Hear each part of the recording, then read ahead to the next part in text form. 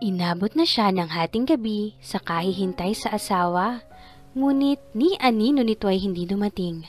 Sa bagay, dapat sanay na siya sa pagtrato nito sa kanya. Mapait siyang ngumiti.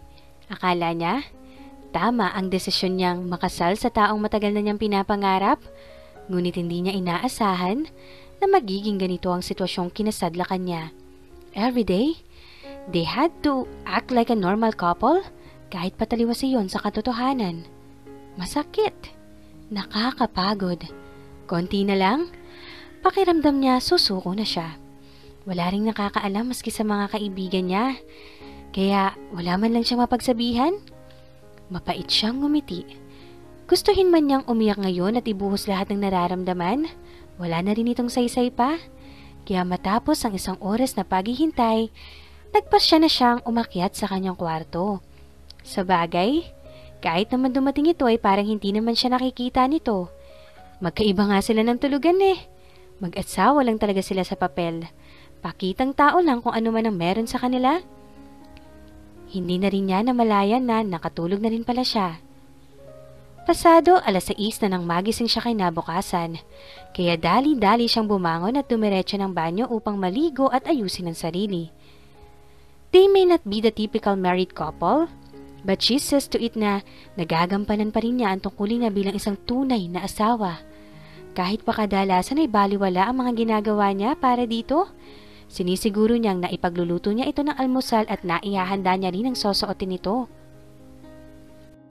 Siguro nga, natutunan na niyang pakibagayan ang sakit at pambabaliwala nito, kaya hindi na gaanong masakit kapag hindi siya nito pinapansin. She sighed deeply. Pilit niyang pinasigla ang sarili at bumaba na sa kusina. Katatapos lang niyang maghain sa mesa ng bumaba ang asawa. He looked dazzling and handsome in his blue long sleeve na nakatupi hanggang siko na pinaresan niya nito ng itim na slacks.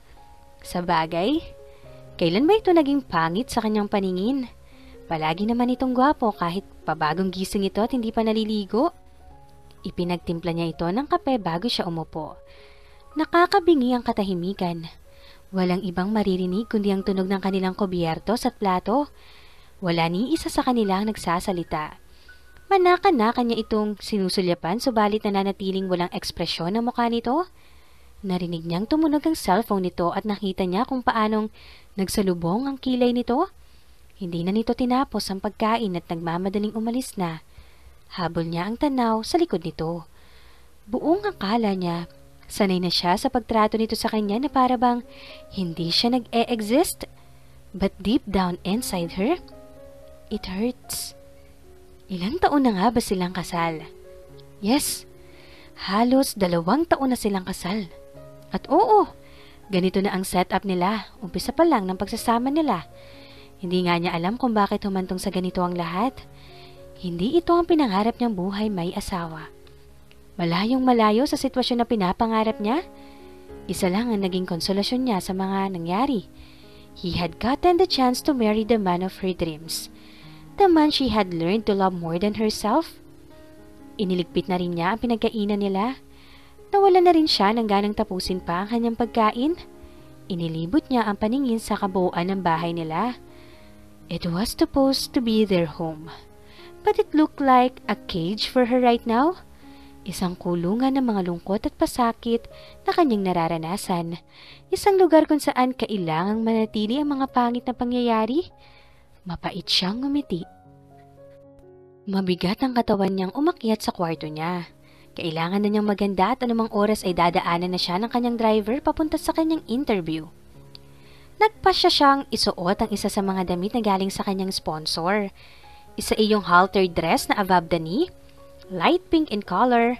Pinasadahan niya ng tingin ng hindi na mabilang niyang mga sapin sa paa. Iba't ibang klase iyon mula sa rubber shoes hanggang stiletto, pati iba't ibang klase ng mga boots. Tumuon ang kanyang pansin sa isang 3 inches brown sandals. Kinuha niya iyon at siyang ipinareha sa kanyang suot na damit. Simple lang din ang ginawa niyang make-up. She's not really into it, pero kailangan lang sa uri ng kanyang trabaho.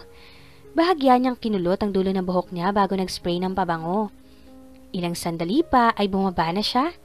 Nag-aabang na doon si Mang Pedring, ang kinuhang driver or bodyguard ni Sandro. Magmula nang ikasal sila, bahagya itong yumukod nang makita siya at kinuha ang kanyang dalang maleta. It was her stop just in case she needs something, lalo na sa uri ng trabaho niya. May interview siya ngayon sa isang TV network. Tungkol daw sa isang tough woman tulad niya na kayang i-balance ang career at buhay may asawa. Napili siya bilang guest na pag-uusapan ng early stage of marriage. Kasabay niya ang dalawang veteranang aktres ng araw na yon. Hindi niya maiwasang mag-isip at magtanong sa sarili, kung wala man lang bang nakakahalata sa tunay na sitwasyon nila ni Sandro? Sa bagay, sino ba ang mag-aakala na walang namamagitang romansa at pag-ibig sa kanila? Mahigit 1 oras din ang naging biyahe nila. Hindi na kasi umusad ang traffic sa Pilipinas. Nawawalan na nga siya ng pag-asa sa mga politiko na walang ginawa kundi mangako ng kabutihan para sa lahat. Subalit kapag nakaupo na ang mga ito sa pwesto, nakakalimutan na ang tunay na adhikain ng mga ito. Nasilaw na sa kapangyarihan at salapi. Maraming salamat ho, Mang Pedring. Baka may kailangan pa ho kayong gawin. Pwede niyo ho muna akong iwan dito. Tatawagan ko na lang kayo kapag tapos na ho ako. Baka matagalan pa ho ako dito eh. Bilin niya rito. Palagi itong seryoso subalit maaasahan mo ito sa lahat ng bagay. Hindi rin naman bakas na may edad na ito dahil malakas at mabilis pa itong kumilos. According to Sandro, matagal nang naninilbihan si Mang Pedring sa pamilya ng mga Fajardo. Kaya tiwala ang asawa ko rito. Hindi na, Bella. Hihintayin na lang kita dito sa labas. Pareho tayong malilintikan sa asawa mo kapag nalaman niyang iniwanan kita. I'll be okay here. Kayo ho ang bahala. Sige po. Kailangan ko na pong pumasok sa loob. Paalam niya dito subalit alam niyang nakasunod din ito sa kanya. Hindi na nga niya maintindihan minsan kung bakit kailangan pa niya ng bodyguard. Pakiramdam niya tuloy, isa siyang prinsesa at tagapagmana ng isang kaharian dahil sa bodyguard niya. Naiinis na nga lang siya minsan at pakiramdam niya wala na siyang kalayaan. Halata ang tuwa sa kanyang manager, PA best friend nang makita siya nito. Agad na kinuha ang kanyang dalang maleta at pinaupo sa harap ng vanity mirror. Saan ka pa galing, girl? Kanina pa ako rito eh. Maktol nito sa kanya. Hindi niya mapigilang mapangiti dahil sa itsura nito. Hindi niya alam kung ano ang trip nito sa buhay. Kasing gulo kasi ng traffic sa Pilipinas ang suot nitong damit. Mismatch lahat ng kulay sa suot nito. Masakit sa mata. But nonetheless, mahal niya ito no matter what. Inasikaso ko pa ang asawa ko. Tsaka alam mo naman na sobrang traffic dito eh. Inis niyang sabi dito habang nakatingin ng diretso sa salamin sa kanyang harapan. Hindi siya makagalaw at makatingin dito dahil may mga nag-aayos na sa kanyang buhok. At may nagre-retouch ng kanyang makeup. Mukhang mainit ang ulo ng bruha ngayon. Bakit hindi na lang kasi kayo kumuha ng kasama sa bahay nang hindi pa laging narag ang beauty mo, no? Your husband is too rich, as if naman malaking kawalan yun sa kanya. Maktol nito sa kanya. Initian lang niya ito at alam niyang kukulitin lang siya nito at hahaba pa ang usapan nila. Ayaw niyang ma-stress ngayong araw dahil kung mayroon mang isang bagay na masaya siya, iyon ay ang pagkanta. Hindi niya maipaliwanag ang sayang nararamdaman kapag kumakanta siya at alam niyang maraming nakaka-appreciate sa ginagawa niya. It's more than enough for her na mayroon siyang sariling mundo kung saan hindi niya kailangan magpanggap na masaya siya dahil yun naman talaga ang nakakapagpasaya sa kanya, ang tumuntong sa isang entablado at kumanta sa harap ng maraming tao. Miss Bella, kayo na po ang susunod na isasalang. It was one of the staff. Ngumiti siya dito. Huminga siya ng malalim upang kalmahin ang sarili. Nakahanda na ang kanyang ngiti at taas noong naglakad nang tawagin siya ng host ng show. Everybody, let's all welcome our next guest for today, our country's pride and the ultimate performer herself, Marabella Dizon Fajardo.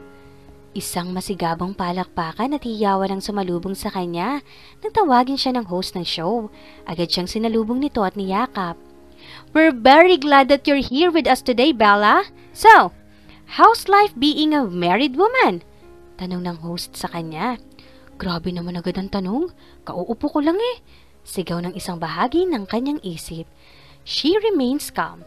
Well, being married is not easy, especially when you're married to my husband. Mahirap pero fulfilling naman, lalo na at may chance kang pagsilbihan ng asawa mo. Nakangiti niyang sagot dito. Kung alam lang ng mga ito ang sitwasyon nilang mag-asawa. Sa tingin mo, how can marriage last? Marriage is not all about love. Sa umpisa siguro. But as time goes by, malalaman mong hindi lang pagmamahal ang dahilan kung bakit nananatiling buo ang isang pagsasama. Para sa akin, it's a commitment that moment you decided to get married. You already commit yourself to your husband or wife, and you should do your part to make it work. Seryoso niyang sabi dito. Oh my God! That was something, Bella! Natawa siya sa expression ng host. And when we come back, Bella would sing for us, so embrace yourself, everyone. E-Showbiz will be right back. Hindi magkamayaw ang mga supporters niya nang tawagin siya ng host upang kumanta pagkatapos ng ilang mga paalala. Nagpalakpakan ang mga manonood at lalong lumakas ang hiyawan ng mga ito nang kakanta na siya. Hindi niya maiwasang mapapikit nang marinig niya ang intro ng kanta. She felt like she'd turn into someone she never knew because of the song she's going to sing. Hindi magkamayaw ang mga supporters niya at ang lahat ng naroon na nakapakinig sa kinanta niya. They gave them a standing ovation and it made her heart swell with so much happiness. She felt loved and well appreciated. At least, she couldn't be happier. She had seen familiar faces na nagpapa-autograph at nagpapa-picture sa kanya. Masaya niyang pinagbigyan ng mga ito. She felt exhausted after kaya hinayaan niyang si Mang Pedring ang magdala ng kanyang mga gamit. Sobrang abala ng kanyang mga isip kaya hindi na niya namalayan na nakauwi na pala sila. Kanina pa pala siya tinatawag ni Mang Pedring. Realization hit her. Back to normal. Back to pretending again. Ipinagluto na niya ang asawa ng paborito nitong kare-kare. Inihanda na rin niya ang susuotin nitong damit pagka-uwi. Pati tsinelas nito ay nasa paanan ng kama nito. She felt the sudden urge to cry na ilibot niya ang tingin sa kwarto ng asawa. When will I be able to sleep beside you, hon? Maingat niyang isinara ang kwarto ng asawa at nagtungo na sa kanyang kwarto. Nawala na rin siya ng ganang kumain pa. Naligo na lang siya at nagpa siyang matulog na lang. Nonsense din naman kung hihintayin pa niya uuwi si Sandro. What for? He doesn't even care about her. So, be it. Sobrang pagod siya ngayong araw. Marami siyang naging pasyente ngayon at may isang major operation siya kanina. Ngayon niya nararamdaman ng pagod at hirap. Gutom na rin siya. Nang tiningnan niya ang relo sa kanyang bisig, gabi na pala. Mag-aalas 8 na pala ng gabi kaya siguro gano'n na lang ang pagkagutom niya. Kaunti lang, nakain niya kaninang umaga bago umalis. Hindi nga niya naubos ang iniluto ng asawa kanina dahil nagmamadali siya. He was about to go out and dine somewhere nang makita niyang paparating si Mang Pedring. Bakit nandito kayo? Sino ho ang kasama ni Bella sa bahay? Tanong niya, hindi niya maiwasang kabahan. Huwag ka nang mag-alala. Dinalaw siya ng mami mo at ni Dave kaya pinasaglit niya ito rito. Iniabot ito sa kanya ang isang paper bag. Nang tingnan niya iyon, natakam siya bigla. Kare-kare ang iniluto nitong ulam. Lihim siyang nakaramdam ng saya nang maisip niyang naalala siya ng asawa. But it couldn't lessen the fact of what she had done in the past. Hindi niya matanggap na pinagdaruan siya at pinaikot nito ang kamay niya. Sana, hindi na ho kayo nag-abala pa na dalhan ako. Kaya ko naman ang sarili ko. Sa susunod ho si Bella na lang ang aasikasuhin at babantayan nyo. Mang Pedring, huwag niyong hahayaan na mahulog kayo sa mga pakulo ng asawa ko. Alam naman natin na magaling siya sa pagkukunwari, lalo na sa klase ng kanyang trabaho. But anyway, maraming salamat pa rin ho sa pagdadala nito. Sabi niya rito, bahagyang itinaas ang ibinigay nitong pagkain. Tumango lang ito sa kanya.